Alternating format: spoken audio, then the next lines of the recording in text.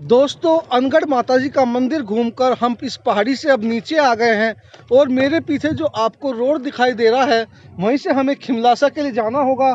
अब हम उसी रोड पर जा रहे हैं और वहां से गाड़ी लेकर अगले स्पॉट खिमलासा के लिए जाएंगे। दोस्तों अनगढ़ माताजी के मंदिर से हमें इस रोड तक आने में लगभग 5 मिनट का समय लगा है और यहाँ से अब हम खिमलासा के लिए गाड़ी पकड़ेंगे। दोस्तों इस रोड से खिमलासा के लिए डायरेक्ट गाड़ी नहीं मिल रही है। यहाँ से हमने पता किया कि यहाँ से पहले हमें बांद्री जाना होगा और बांद्री से दोबारा गाड़ी बदलकर हमें खिमलासा की गाड़ी मिलेगी।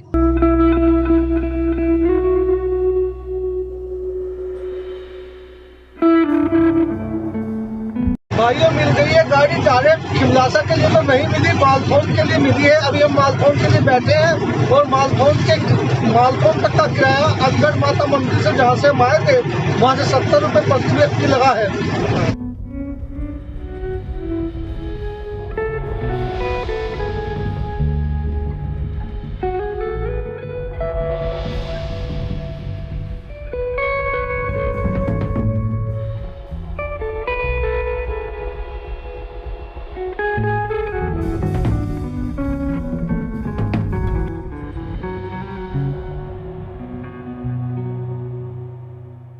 फाइनली दोस्तों लगभग 2 घंटे की ट्रेवलिंग करके हम मालथौन पहुंच गए हैं और दोस्तों यहां से अब हम अगली बस पकड़कर खिमलासा के लिए जा रहे हैं।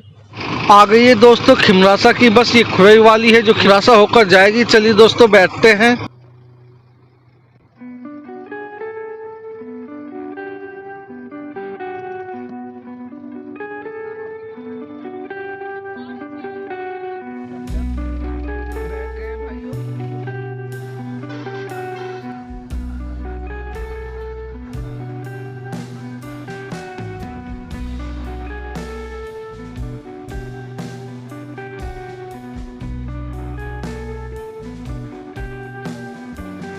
भाइयों मालथौन से लगभग 1 घंटा ट्रेवलिंग करके हम ये खिमलासा पहुंच चुके हैं, लेकिन दोस्तों अब हम यहाँ पर आने में हो गए लेट, इसीलिए हम अब यहाँ पर रुकने के लिए एकोमोडेशन की व्यवस्था देख रहे हैं। इसीलिए दोस्तों खिमलासा को अब हम कल घूमेंगे।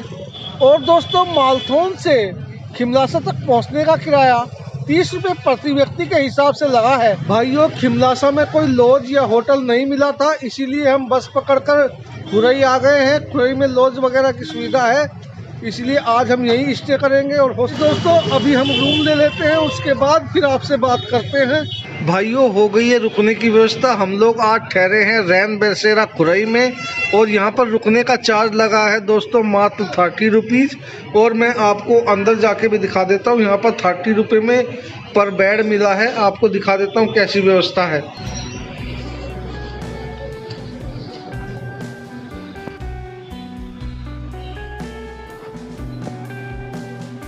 भाइयों पीछे जो आपको ये रैन बसेरा दिख रहा है, इस वक्त हम खुरई में हैं और रात में हमने यहीं पर स्टे किया था और अब हम यहाँ से आगे की यात्रा शुरू कर रहे हैं। दोस्तों अब हम खुरई का किला देखने के लिए जा रहे हैं। खुरई के किले के लिए यही वाला रोड है जो सामने जाता है, रैन बसेरा के सामने से था, उसी पे आगे बढ़ रहे हैं।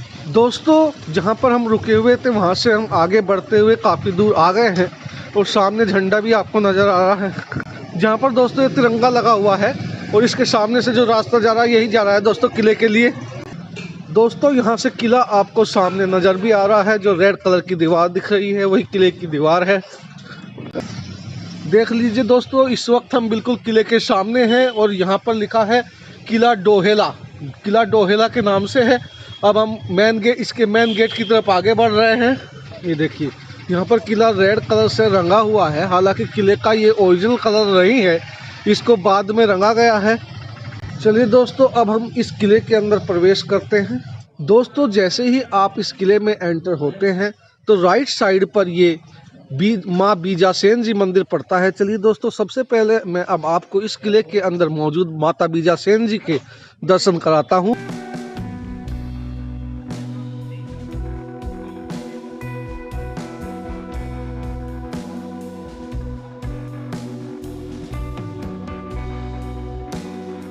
दोस्तों हमारे साथ में ओम प्रकाश भारद्वाज जी हैं जो इस खुरई किले के परिसर में मौजूद मंदिर के पुजारी हैं। हम उनसे यहाँ के बारे में कुछ जानकारियाँ प्राप्त करेंगे और आप तक पहुँचाने की एक छोटी सी कोशिश करेंगे। ये किला बहुत प्राचीन स्थान है। ये खुरई बस्ती नहीं थी, उसके पहले ये किला था। ये लोग कहते हैं ये आदिवासी लोग जो गौड़ रहते थे उनके द्वारा निर्मित कराया गया। उसके बाद गौड़ चले गए, फिर मराठों का शासन रहा कुछ समय, उन लोगों ने भी इसका विकास किया। एक और क्षेत्र इसके बाजू में बनाया है, डोहिला मंदिर के नाम से जानते हैं, मराठों ने वो विकसित किया।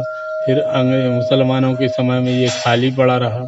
उसके बाद अंग्रेज़ों के समय में ये खुरई बस्ती नहीं थी, तो फिर यहाँ गड़ौला जागीर करके थी बस्ती, तो अंग्रेज़ों ने इस व्यवस्था के लिए, देख रेख के लिए, गड़ौला जागीर के जागीरदार थे कोई खेमचंदांगी, उनके अधीनस्थ कर दिया ये किला। उनने कुछ समय देख रेख की और फिर उसके बाद अंग्रेजी शासन में इस किले के अंदर कचहरी बनाई गई, पुलिस लाइन बनाई गई, पीआई क्वार्टर बनाया गया।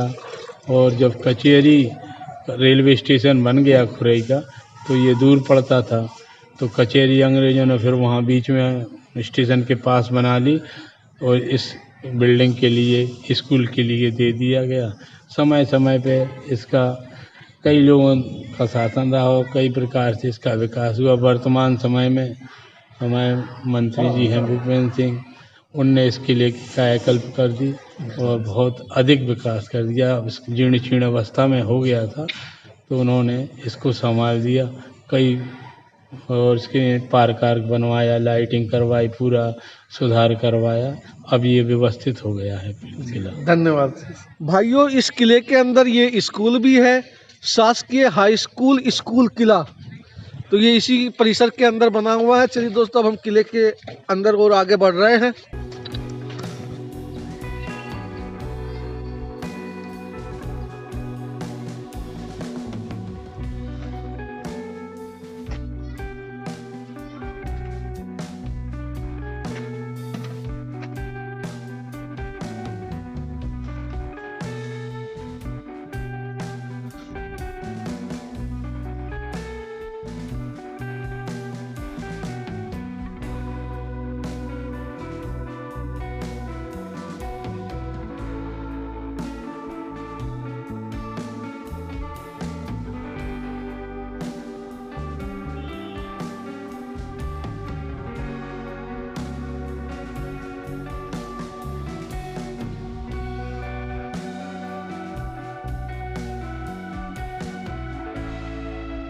दोस्तों, खुरई किला घूमकर इस वक्त हम बाहर आ गए हैं और अब हम अगले स्पॉट खिमलासा के लिए जा रहे हैं दोस्तों। इसीलिए इस सफ़र को यहीं ख़त्म करते हैं और मिलते हैं दोस्तों यहाँ से आगे के सफ़र में। तब तक के लिए नमस्कार, जय हिंद, जय भारत।